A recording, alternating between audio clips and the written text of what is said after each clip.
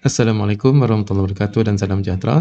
Dalam video ini kita akan bincangkan teknik menjawab matematik SPM 2022, kertas 2, bahagian B dan bahagian C.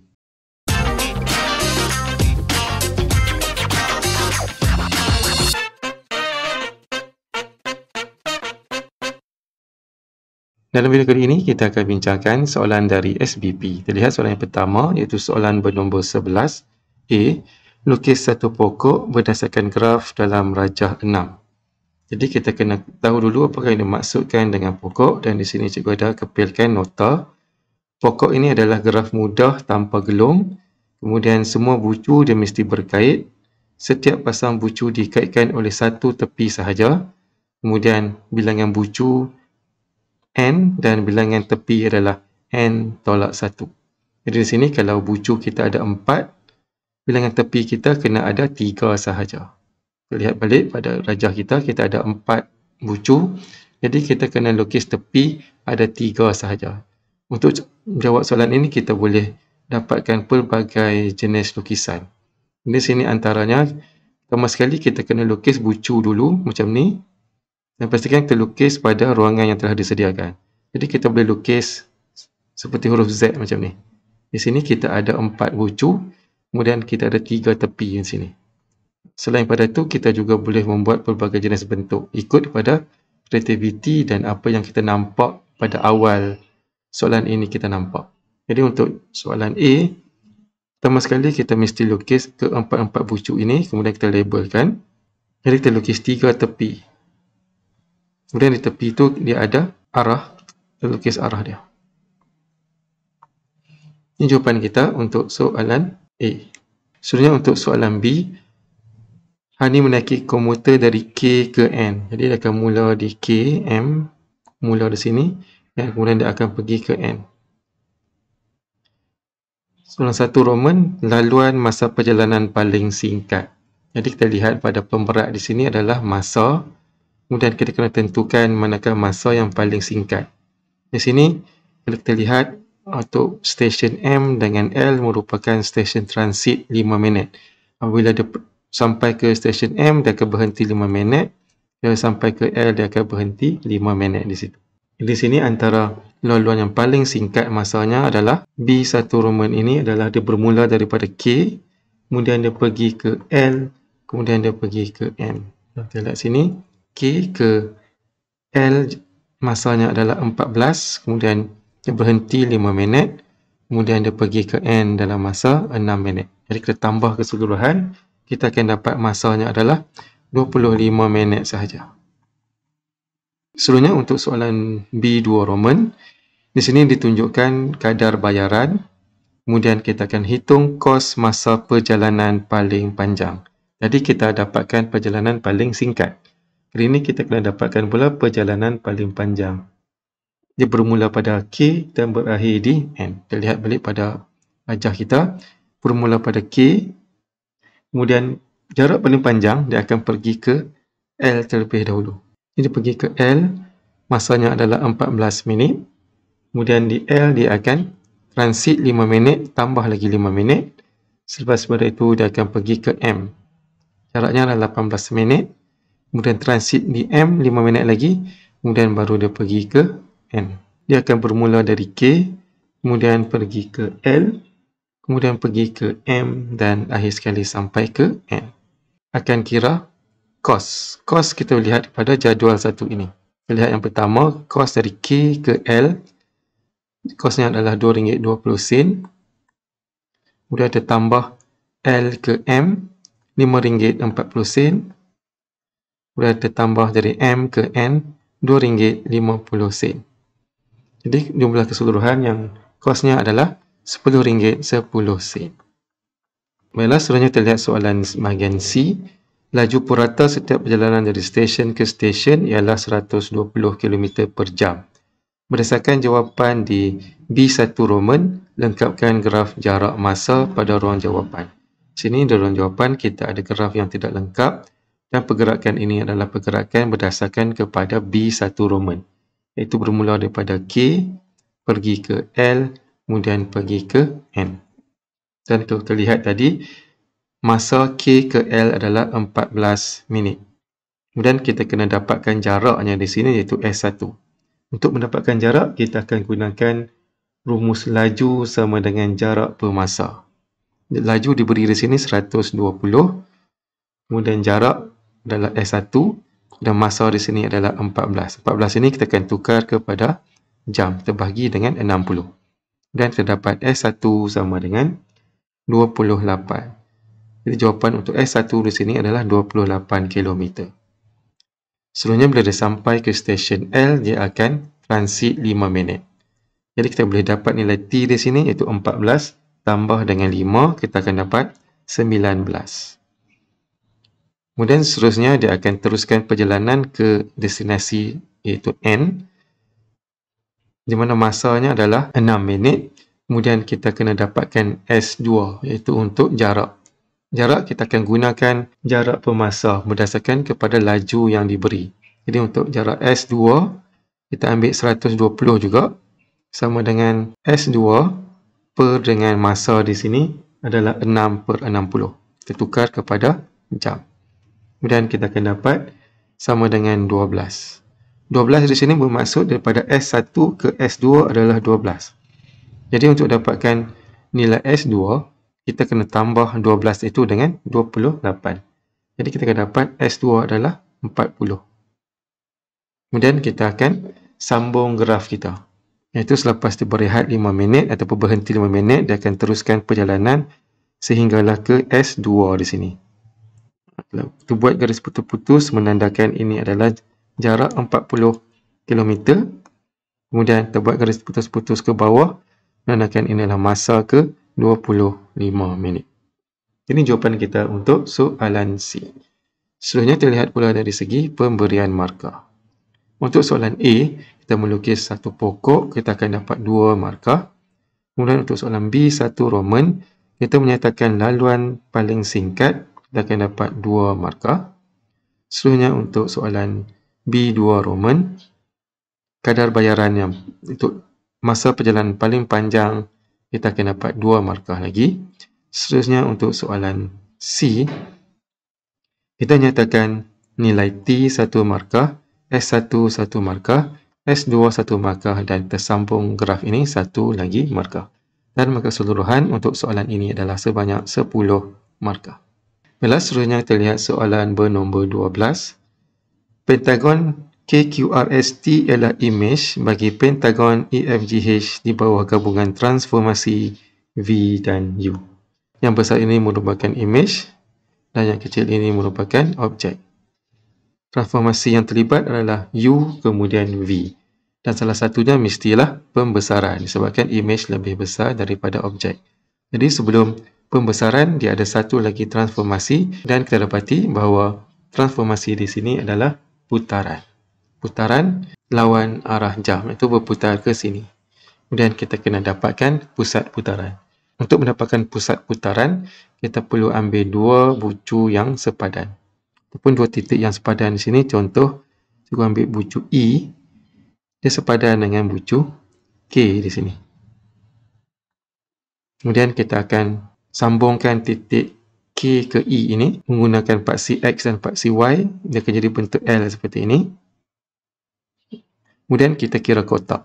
Di sini ada 4 kotak, sini ada 2 kotak, jadi semua adalah 6. Kita buat 6 bahagi 2 dapat 3. Jadi kita bahagi sama banyak 3, iaitu berada di sini. Sini 3. Kemudian garis di sebelah kiri masih berbentuk L ini kita akan luruskan dia, kita akan letak di sini. Kita naik 1 unit kotak di sini. Jadi ini adalah pusat putaran kita. Kalau kita sambung kat sini, kita dapati dia adalah sudut 90 darjah dan panjangnya adalah sama. Jadi kita boleh katakan U adalah putaran 90 darjah arah lawan jam pada pusat 01.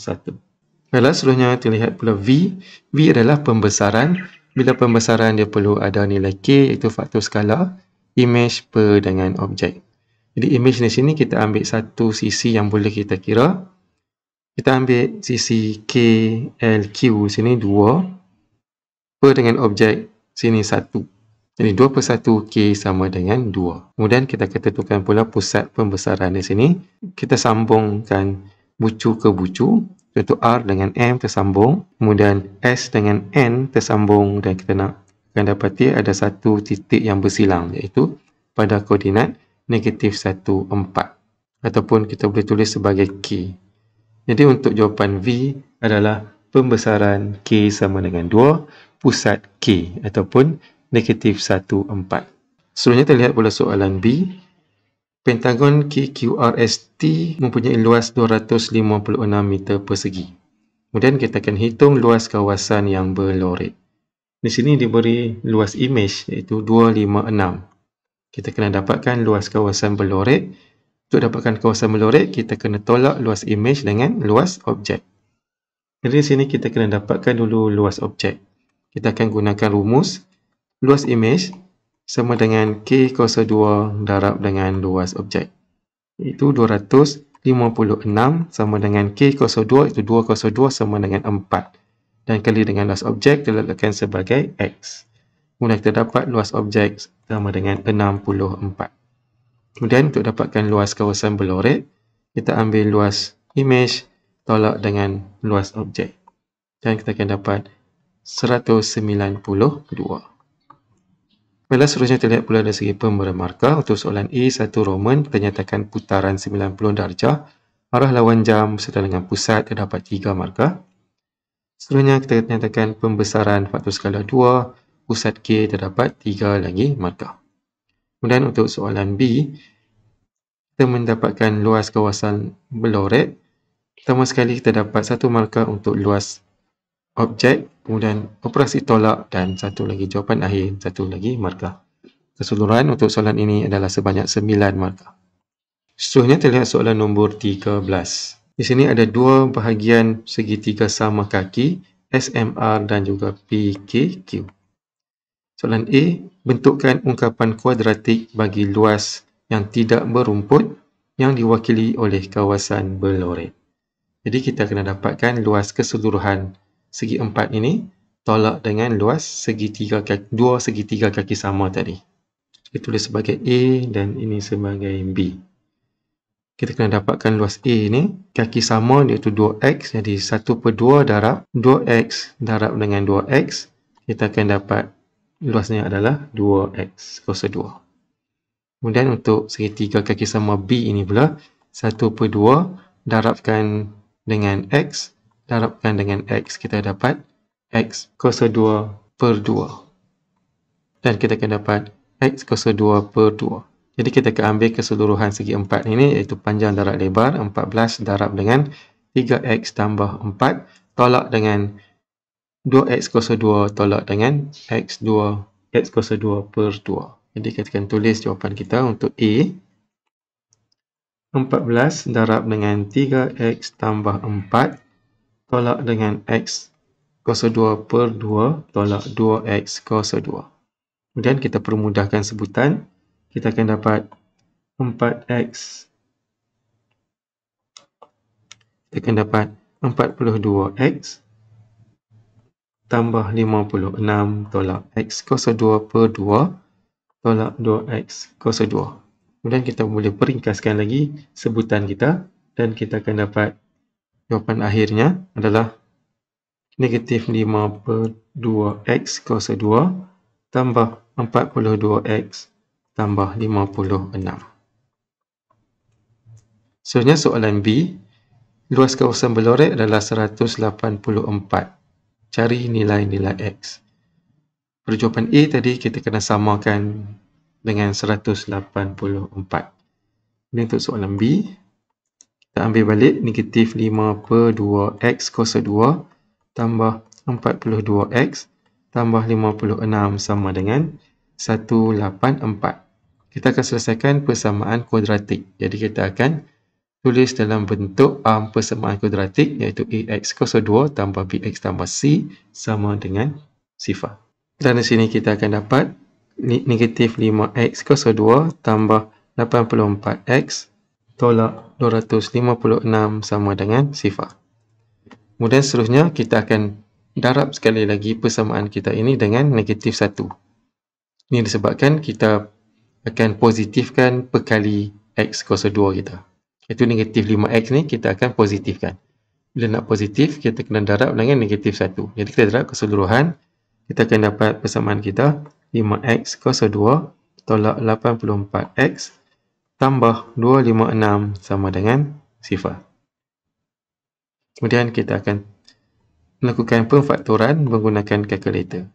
Pertama sekali kita akan tekan menu, kita tekan A dan kita tekan 2 untuk polinomial dan degree 2. Dan kita akan masukkan nilai pertama iaitu 5 sama dengan, kemudian negatif 84 sama dengan, kemudian 256 sama dengan. Kemudian kita tekan sama dengan, kita akan dapat nilai X kita yang pertama sama dengan 64/5. Kemudian tekan sekali lagi, kita dapat X sama dengan 4. Kemudian kita akan masukkan di dalam kurungan kita, itu 5X tolak 64 X tolak 4. Jadi sini kita ada dua nilai X, iaitu 64/5 dan juga X sama dengan 4. Selanjutnya untuk soalan C, hitung panjang bagi LM. Kalau selanjutnya kita lihat rajah LM di sini iaitu 3X tambah 4. Tadi kita ada dua jawapan X, jadi di mana satu nilai yang kita akan pilih. Disebabkan kedua-dua nilai kita adalah bernilai positif, jadi kita hanya boleh pilih satu saja nilai yang munasabah. Di mana untuk tentukan nilai itu munasabah ataupun tidak, kita lihat pada rajah kita. X pertama tadi kita dapat 64/5, kemudian X yang kedua kita dapat 4. Kalau kita ambil X sama dengan 64/5, kita gantikan dalam 2X ini, kita akan dapat panjang dia lebih daripada 14 meter. Jadi dia tak logik di situ. Jadi bila kita ambil X sama dengan 4, 2X ini akan jadi 8. Jadi dia masih lagi logik untuk mendapatkan panjang keseluruhan JRM ini sebagai 14. Jadi untuk mendapatkan panjang LM, kita akan ambil nilai X sama dengan 4. Iaitu kita gantikan dalam 3X tambah 4. Jadi untuk soalan C, kita ambil 3 darab 4 tambah dengan 4. Dan kita akan dapat 16. Selanjutnya kita lihat pula dari segi pemberi markah. Untuk soalan A, langkah pengiraan ini kita dapat 1 markah dan jawapan akhir dalam bentuk ungkapan terdapat 1 lagi markah. Selanjutnya untuk soalan B, kita menulis dalam bentuk persamaan kuadratik, kita akan dapat 1 markah. Kemudian kita lakukan kaedah pemfaktoran 1 markah dan jawapan akhir masing-masing 1 markah.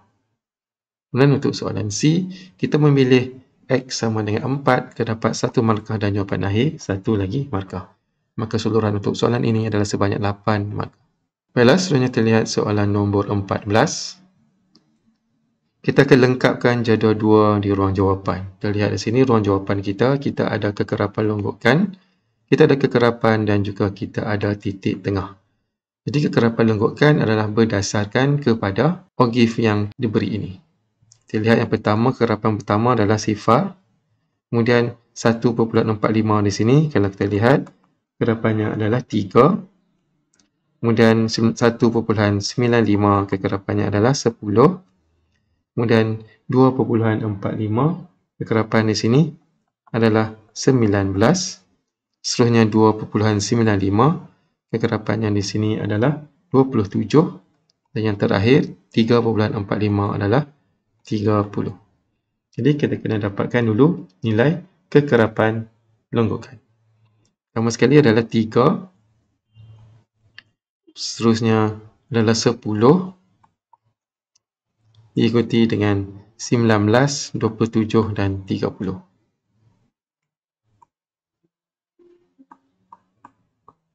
Kemudian kita dapatkan pula kekerapan, iaitu kekerapan berdasarkan kepada kelas masing-masing. Jadi kita ambil untuk kelas pertama 1 sehingga 1.4 ini kekerapannya adalah 3. Kemudian untuk dapatkan kekerapan kelas yang kedua, kita akan ambil kekerapan longgokan tolak dengan kekerapan yang sebelumnya. Ini 10 tolak dengan 3 terdapat 7. Kemudian 19 tolak dengan 10 kita akan dapat 9. Kemudian 27 tolak dengan 19 terdapat 8. Kemudian 30 tolak 27 terdapat 3. Seterusnya titik tengah, iaitu kita akan ambil had bawah tambah dengan had atas, bahagi dengan 2. 1.0 tambah 1.4 guna terbahagi dengan 2, terdapat 1.2. Seterusnya 1.5. Seterusnya adalah 1.7, 2.2, 2.7, 3.2. Seterusnya untuk soalan B, kita akan hitung min. Min adalah untuk menghitung min, kita akan gunakan rumus yang telah pun diberi, iaitu X bar sama dengan sigma Fx per dengan F. Jadi kita akan ambil frekuensi darab dengan titik tengah. Pertama sekali kita ambil 3 darab dengan titik tengahnya 1.2 tambah dengan 7, 1.7 tambah 9, 2.2 tambah 8, 2.7 tambah 3, 3.2. Kemudian kita bahagikan dengan jumlah keseluruhan, kita ada 30 tadi. Untuk mendapatkan jawapan ini, kita boleh terus menggunakan kalkulator. Jadi sebelum itu, kita selesaikan dulu dalam pengiraan untuk soalan B2 Roman, iaitu sisihan PY. Kita akan menggunakan rumus sisihan PY, iaitu sigma sama dengan punca 2, sigma Fx, kuasa 2 per dengan F, tolak dengan X bar kuasa 2. Kemudian kita akan gantikan nilai, sama seperti mencari min tadi, cuma kita akan letakkan X tu dengan kuasa 2. Itu 3, 1.2 kuasa 2 tambah 7, 1.7 kuasa 2 tambah 9, 2.2 kuasa 2 tambah 8, 2.7 kuasa 2 tambah 3, 3.2 kuasa 2 bahagi dengan 30. Kemudian di sini kita akan tolak dengan min. Min kita belum dapat lagi, jadi kita akan terus menggunakan kalkulator. Pertama sekali kita akan tekan shift, kemudian kita tekan menu, kemudian kita tekan bawah, kemudian kita ambil nombor 3 statistik dan kita akan onkan frekuensinya dan tekan 1. Seterusnya kita tekan menu, kita tekan 6, kemudian kita tekan 1. Di sini kita ada 2 lajur X dan juga frekuensi. Pertama sekali kita akan masukkan nilai X kita terlebih dahulu, iaitu titik tengah 1.2, kita tekan sama dengan, seterusnya 1.7 sama dengan, 2.2 sama dengan, 2.7 sama dengan dan 3.2 sama dengan.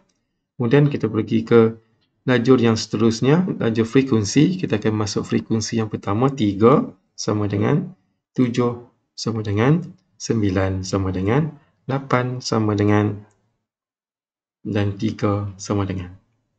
Kemudian untuk dapatkan jawapan, kita akan tekan option, kemudian kita akan tekan 3. Di sini kita dapat nilai X bar kita, iaitu berada pada baris pertama. Jadi kita ambil X bar kita, jawapan kita di sini adalah 2.22. Kita gunakan kepada 2 titik perpuluhan. Dan seterusnya untuk dapatkan nilai sisihan PY pula, kita akan ambil pada baris ke-5, iaitu 0.56. Dan terlihat untuk rumus sisihan PY tadi, kita akan tolak dengan 2.2202. Kemudian kita akan puncakan 2. Pastikan langkah pengiraan kita ni adalah betul. Kirim jawapan kita untuk soalan ini. Seterusnya terlihat pula dari segi pemberian markah.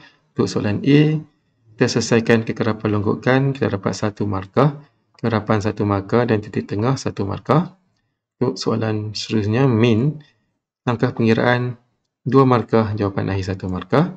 Sisihan PY, langkah pengiraan 2 markah dan jawapan akhir 1 markah. Untuk soalan ini, kita akan dapat 9 markah. Baiklah, seterusnya terlihat soalan nombor 15. Kalori kuih donat dan seti minuman adalah masing-masing 100 dan juga 50 kalori. Maka harga kuih donat 50 sen, seti minuman RM2. Terlihat, Eric memerlukan sekurang-kurangnya 1000 kalori. Eric mempunyai RM24 untuk membeli donat dan minuman. Untuk soalan A, menggunakan X sebagai kuih donat, Y sebagai minuman tenaga, tulis 2 ketaksamaan linear. Eric memerlukan sekurang-kurangnya 1000 kalori. Jadi kita ambil kalori donat dan minuman, iaitu 100X.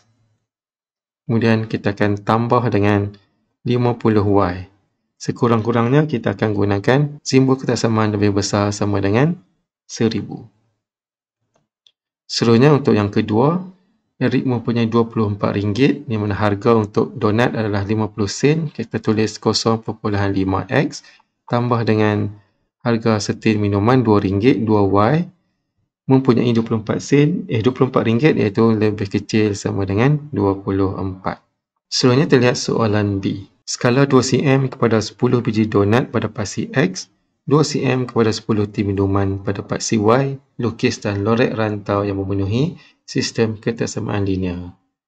Dalam pertama sekali kita akan lukis paksi X dan paksi Y berdasarkan kepada skala yang telah pun diberi. Seterusnya kita lihat ketaksamaan kita yang pertama iaitu 100x tambah 50y lebih besar sama dengan 1000. Kita akan lukis garis ini. Kita akan tukar kepada bentuk persamaan. Itu sama dengan 1000. Untuk melukis satu garis lurus, kita perlukan sekurang-kurangnya 2 titik. Jadi sini kita akan buat satu jadual ringkas. Kita akan dapatkan 2 titik. Pertama sekali cikgu akan pilih nilai X-nya adalah 0. Kemudian terganti di dalam persamaan dan kita akan dapat Y di sini sama dengan 20. Kemudian X yang seterusnya, di sini cikgu akan pilih 10. Kemudian kita ganti di dalam persamaan kita dan kita dapat nilai Y di sini adalah 0.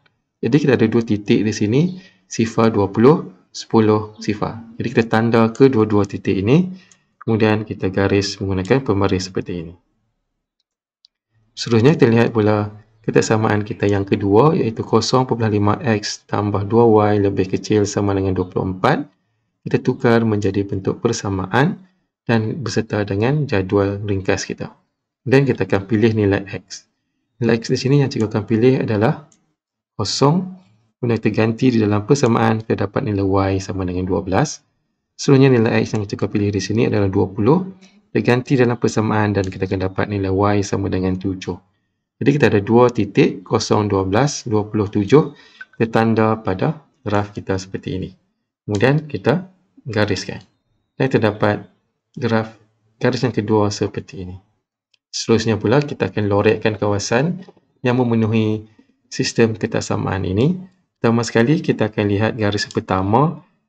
Ketaksamaannya adalah lebih besar, jadi kawasannya berada di atas garis. Kemudian untuk ketaksamaan yang kedua, dia adalah lebih kecil, jadi dia berada di bawah garis. Jadi di sini kita nampak satu kawasan yang memenuhi kedua-dua anak panah tersebut. Jadi kita akan lorekkan di kawasan ini. Jadi jawapan kita untuk soalan B. Seterusnya untuk soalan C, daripada graf bilangan minimum dan maksimum kuih donat, jika Eric membeli 8 tin minuman bertenaga. Jadi kita akan lihat pada kedudukan 8 minuman bertenaga di sini.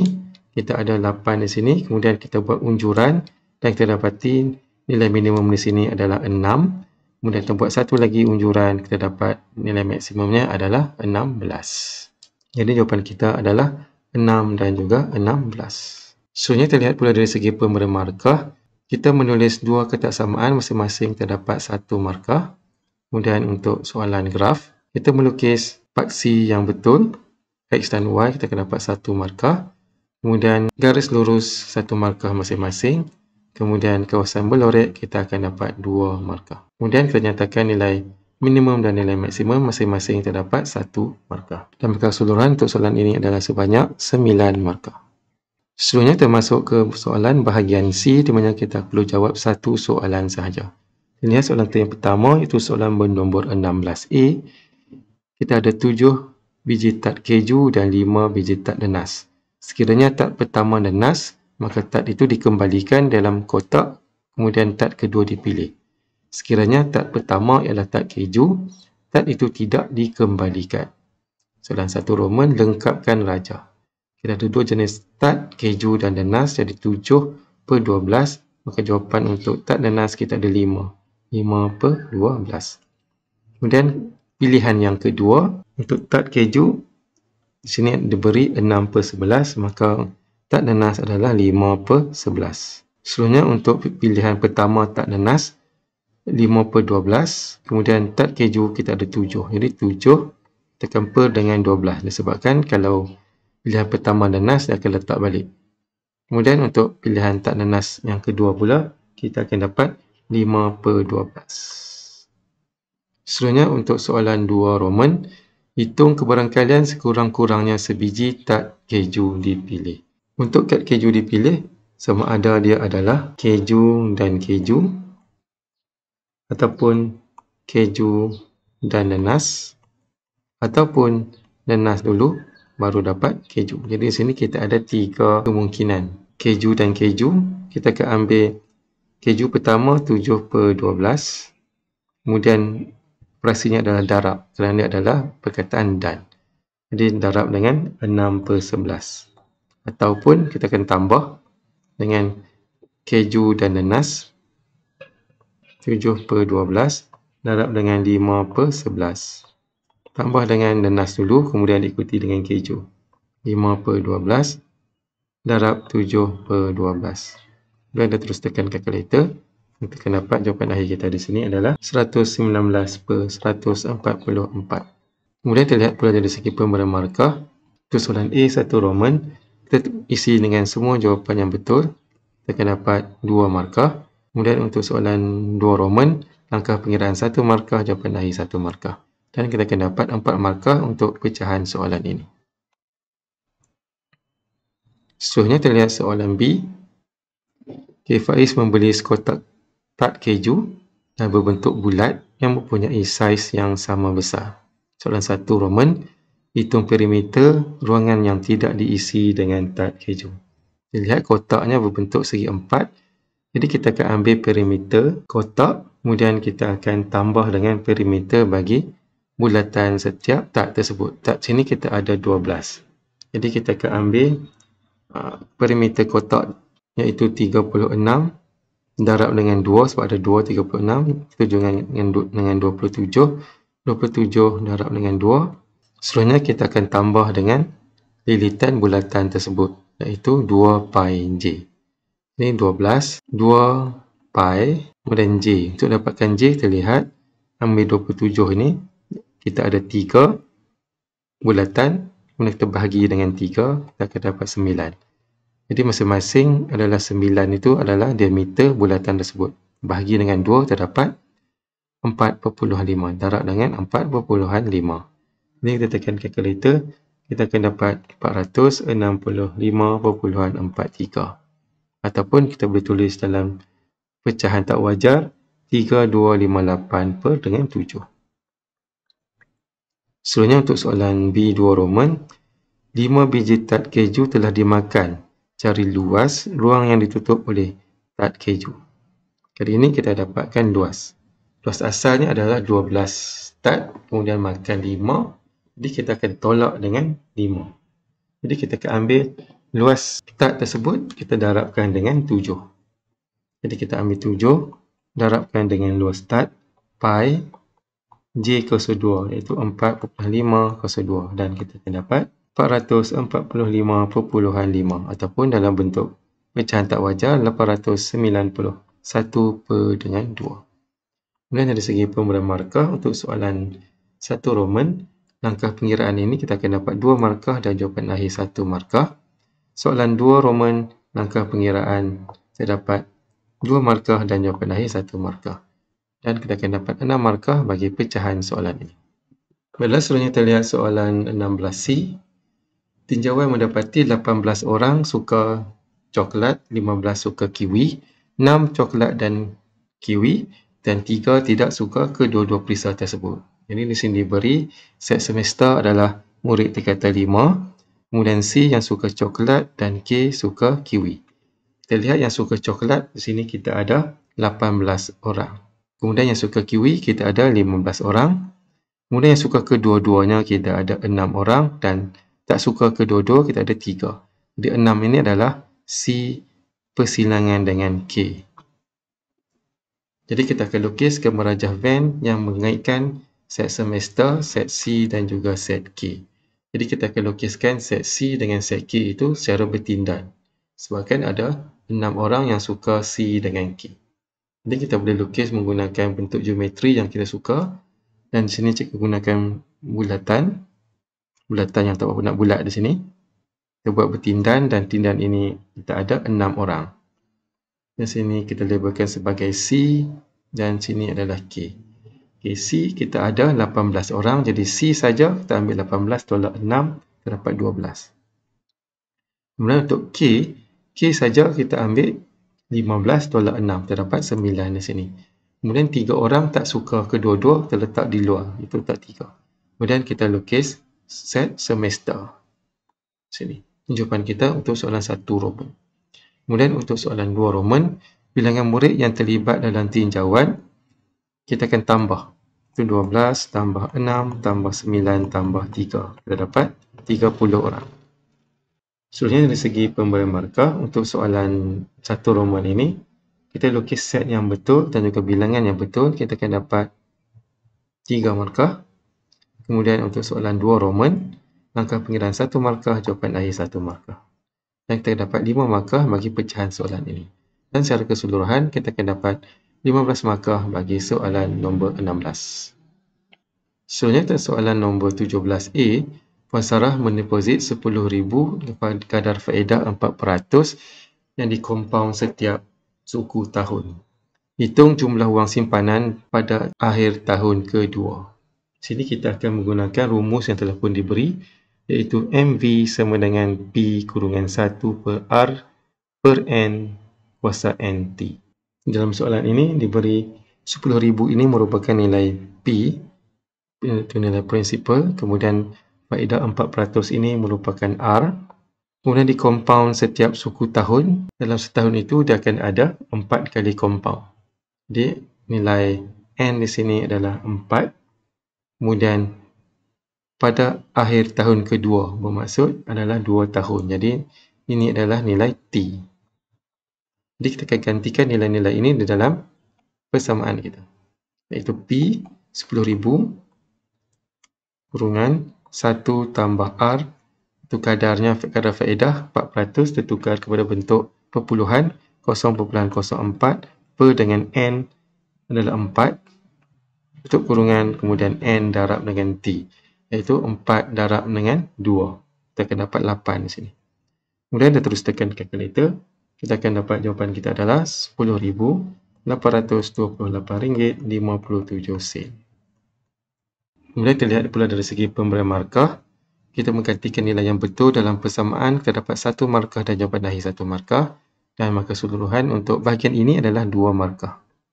Seterusnya kita lihat soalan B. Puan Sarah ingin membeli sebuah kereta berharga RM96,000. Dia membayar wang pendahuluan 10% menggunakan wang simpanannya. Kemudian baki bayaran, dia akan buat pinjaman bank yang faedahnya 4% dalam tempoh 5 tahun. Soalan 1 Roman, kita akan hitung jumlah bayaran balik. Untuk mendapatkan jumlah bayaran balik ini, kita akan gunakan rumus nombor 9 pada bahagian nombor dan operasi. Itu di sini A sama dengan P tambah PRT. P itu adalah prinsipal. Prinsipalnya ialah 90% daripada harga kereta. Sebab 10% dia telah membayar sendiri menggunakan wang simpanannya. Jadi kita dapatkan nilai P terlebih dahulu di sini. 90% daripada RM96,000. Dan kita akan dapat RM86,400. Jadi kita akan tulis RM86,400 tambah dengan 86,400 darab dengan 0.04 darab dengan 5. Dan kita akan dapat nilai A kita di sini adalah RM103,680. Kemudian untuk soalan 2 Roman, ansuran bulanan pinjaman itu. Untuk ansuran bulanan, kita ambil jumlah pembayaran secara keseluruhan, kita bahagikan dengan tempoh. Jadi keseluruhan adalah RM103,680. Kita bagi dengan tempoh, tempohnya adalah selama 5 tahun. Dan ini adalah bulanan, kita darab dengan 12. Dan kita akan dapat 1,728.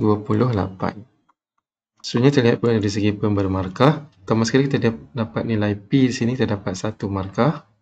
Kemudian kita masukkan dalam rumus, kita dapat 2 markah, jawapan akhir 1 markah. Untuk soalan 2 Roman, langkah pengiraan 1 markah, jawapan akhir 1 markah. Dan keseluruhan adalah sebanyak 6 untuk pecahan soalan ini. Selanjutnya kita lihat soalan pecahan C. hitung cukai jalan yang perlu dibayar oleh Puan Sarah bagi kereta barunya itu. Dan kita lihat kereta barunya itu kapasiti enjin adalah 1800 cc. Jadi kita lihat pada jadual 3 ini, kita akan ambil pada baris kelima, iaitu cc antara 1601 sehingga 8000 cc. Di sini kita ada kadarnya adalah RM200, kemudian tambah dengan 40 sen bagi setiap beza cc berbanding 1600 cc. Jadi cc ini kita akan pecahkan kepada dua bahagian, itu 1800, kita ambil 1600 dulu. Mana kadarnya adalah RM200. Kemudian selebihnya kita tolak 1008 tolak 1006, kita akan dapat 200. 200 ini kita akan tolak dengan kadarnya 40 sen dan kita akan dapat 80. Kemudian kita tambah kedua-duanya, 200 tambah 80, kita akan dapat RM280. Kemudian dari segi pemberian markah, langkah pengiraan ini, satu markah jawapan akhir satu markah dan dua markah untuk pecahan soalan ini. Baiklah, seterusnya kita lihat soalan pecahan D. Pada hujung tahun 2014, suami Puan Sarah Encik Hilmi telah membeli pasapuri berharga RM280,000. Beliau telah membayar 10% daripada harga rumah tersebut. Mulai 1 Januari 2015, dia menyewa rumahnya pada kadar RM1,000 sebulan. Kemudian 1 Januari 2022, dia jual rumah tersebut dengan harga RM440,000. Dalam masa yang sama, pinjaman masih berhutang RM176,400. Kemudian ansuran bulanan yang telah dilunaskan RM175,600. Kemudian di sini diberi cas-cas lain, iaitu cas kos guaman, duty stamp dan juga commission agent. Untuk soalan 1 Roman, hitung jumlah pulangan pelaburan pasapuri tersebut. Baiklah, untuk mendapatkan pulangan pelaburan, kita kena ambil berapa yang dikeluarkan, kemudian tolak dengan apa yang didapat. Di sini kita highlightkan yang berwarna hijau dan juga berwarna kuning. Yang berwarna hijau itu adalah apa yang Puan Sarah ataupun Encik Hilmi dapat. Iaitu dia jual dengan harga RM440,000. Jadi kita akan ambil RM440,000. Kemudian kita akan tambah dengan, sebab dia sewa rumah itu, iaitu sewa pada kadar RM1,000 sebulan dalam tempoh 8 tahun. Iaitu bermula Januari 2015 sehingga Januari 2022. Iaitu kadarnya RM1,000 darab dengan 12 darab dengan 8. Dan kita akan dapat di sini adalah RM84,000. Ini jumlah keseluruhan sewa yang Encik Hilmi dapat. Jadi kita tambah dengan RM84,000 ini. Kemudian kita tolak dengan kos yang dia bayar, yang berwarna kuning, iaitu dia beli harga asal rumah tu 280. 280. Kemudian dia masih berhutang dengan pihak bank 176,400. Kemudian dia telah bayar kepada pihak bank 175,600. Kemudian kita tolak dengan kos guaman 14,000. Tolak lagi dengan duty stamp 8,000, tolak dengan commission agent 14,000. Kemudian kita terus tekan calculator di sini dan kita akan dapat pulangan pelaburannya adalah RM108,000. Seterusnya kita lihat soalan 2 Roman, nilai pulangan pelaburan. Nilai pulangan pelaburan ini adalah berapa peratus yang dia dapat setelah dia menjual rumah tersebut. Jadi di sini untuk soalan 1 Roman tadi kita dapat 108,000 pulangan pelaburannya per dengan harga rumah asal, iaitu 280,000. Dan kita darab dengan 100. Dan kita akan dapat 38,57%. Dan dari segi pemberian markah untuk soalan 1 Roman, langkah pengiraan kita dapat 2 markah, jawapan akhir 1 markah. Untuk soalan 2 Roman, langkah pengiraan 1 markah, jawapan akhir 1 markah. Dan kita akan dapat 5 markah bagi pecahan soalan ini. Dan secara keseluruhan, soalan ini kita akan dapat 15 markah. Baiklah, sampai sini saja untuk video kita pada kali ini. Sekian, terima kasih, selamat belajar dan jumpa lagi dalam video yang akan datang.